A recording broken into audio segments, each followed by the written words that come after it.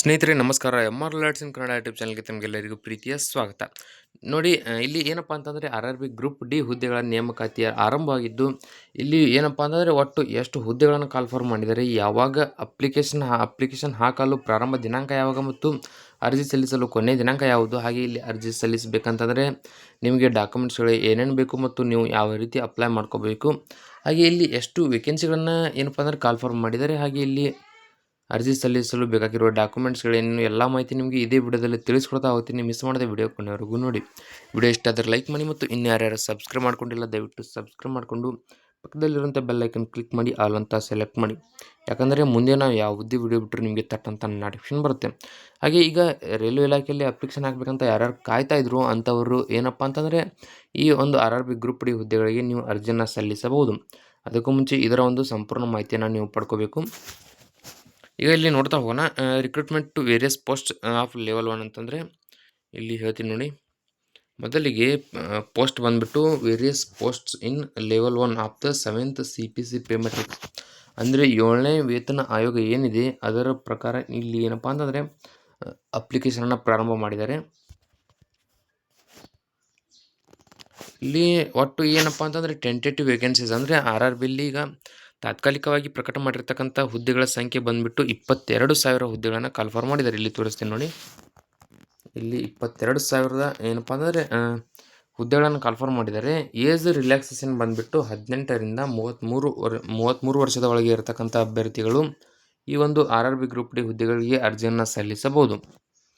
So ಇಲ್ಲಿ online application date ನೋಡ್ತಾ ಹೋದರೆ ಇಲ್ಲಿ ತೋರಿಸ್ತೀನಿ ನೋಡಿ.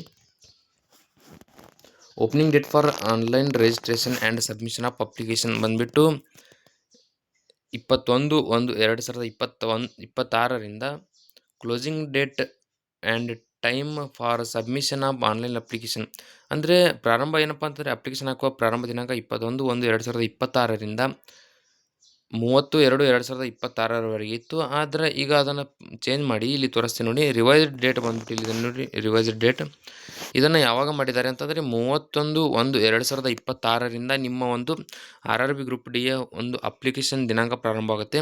ಸೊ ಅಲ್ಲಿ 31/1/2026ರಿಂದ ಹಿಡಿದು 2/3/2026 ಅಂದರೆ ಮಾರ್ಚ್ 2ನೇ ತಾರೀಕಿನವರೆಗೂ ಏನಪ್ಪ ಅಂತಂದರೆ ನೀವು ಈ ಹುದ್ದೆಗೆ ಅಪ್ಲಿಕೇಶನ್ ಹಾಕ್ಬೋದು. ಸೊ ಕರೆಕ್ಟಾಗಿ ಡೇಟನ್ನು ನೋಡ್ಕೊಳ್ಳಿ. ಇಲ್ಲಿ 21 ಮೊದಲಿತ್ತು, ಆದರೆ ಅದನ್ನು ಅಪ್ಡೇಟ್ ಮಾಡಿ 31/1/2026 ಮಾಡಿದ್ದಾರೆ.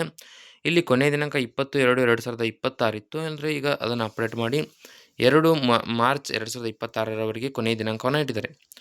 ಸೊ ಇಲ್ಲಿ ಏನಪ್ಪ ಅಂತಂದರೆ ನೀವು ಇದರ ಬಗ್ಗೆ ಏನೋ ಮಾಹಿತಿ ಇದ್ದರೂ ಕೂಡ ನೀವು ಕಮೆಂಟ್ ಮಾಡಿ ಸಂಪೂರ್ಣ ಮಾಹಿತಿಯನ್ನು ಪಡ್ಕೋಬೋದು.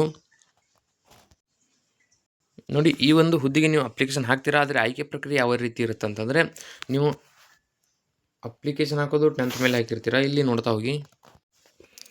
ಮೊದಲಿಗೆ ನೀವು ಅಪ್ಲಿಕೇಶನ್ ಹಾಕಿದ ನಂತರ ನಿಮಗೆ ಒಂದು ಏನಪ್ಪ ಅಂದರೆ CBT ಎಕ್ಸಾಮ್ ಇರುತ್ತೆ, ಅಂದರೆ ಕಂಪ್ಯೂಟರ್ ಬೇಸ್ಡ್ ಟೆಸ್ಟನ್ನು ನಡೆಸಿ ಅದರಲ್ಲಿ ಯಾರ್ಯಾರು ಆಯ್ಕೆ ಆಗಿರ್ತಾರೆ, ಅಂದರೆ ಪಾಸ್ ಆಗಿರ್ತಾರೆ ಅಂಥವರ ಒಂದು ಮೆರಿಟ್ ಪಟ್ಟಿಯನ್ನು ಬಿಡುಗಡೆ ಮಾಡ್ತಾರೆ. ಅದರಲ್ಲಿ ಯಾರ್ಯಾರು ಆಯ್ಕೆ ಆಗ್ತಾರೆ ಅಂಥವ್ರಿಗೆ ಈ ಒಂದು ಹುದ್ದೆಗೆ ಏನಪ್ಪ ಅಂತಂದರೆ ಆಯ್ಕೆ ಮಾಡಿಕೊಳ್ಳಲಾಗುತ್ತೆ. ಸೊ ಈ ವಿಡಿಯೋದಲ್ಲಿ ಇಷ್ಟಿರುತ್ತೆ. ವಿಡಿಯೋದಲ್ಲಿ ನಿಮ್ಗೆ ಏನಾದರೂ ಡೌಟ್ ಇದ್ದರೆ ಕಮೆಂಟ್ ಮಾಡಿ, ಮತ್ತು ಇನ್ನೂ ಯಾರ್ಯಾರು ಸಬ್ಸ್ಕ್ರೈಬ್ ಮಾಡ್ಕೊಂಡಿಲ್ಲ ದಯವಿಟ್ಟು ಸಬ್ಸ್ಕ್ರೈಬ್ ಮಾಡಿಕೊಂಡು ಪಕ್ಕದಲ್ಲಿರುವಂಥ ಬೆಲ್ ಐಕನ್ ಕ್ಲಿಕ್ ಮಾಡಿ ಆಲ್ ಅಂತ ಸೆಲೆಕ್ಟ್ ಮಾಡಿ. ಯಾಕಂದರೆ ಮುಂದೆ ನಾವು ಯಾವುದೇ ವಿಡಿಯೋ ಬಿಟ್ಟರೆ ನಿಮಗೆ ತಟ್ಟಂತ ನೋಟಿಫಿಕೇಶನ್ ಬರುತ್ತೆ.